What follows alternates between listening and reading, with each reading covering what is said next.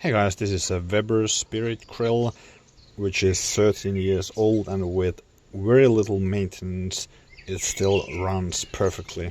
I'll just show you what has been done on this grill.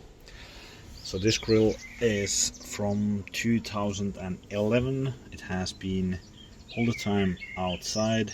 It's a gas grill. This is the model 320.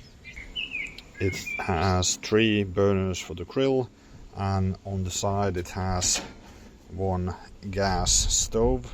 I just replaced the low pressure gas regulator. I use this old fitting from the old hose, because if you don't use that you will need to buy from Weber the gas hose with the fitting for like 4 times the price. And everything works perfectly still, like for example this gas stove here.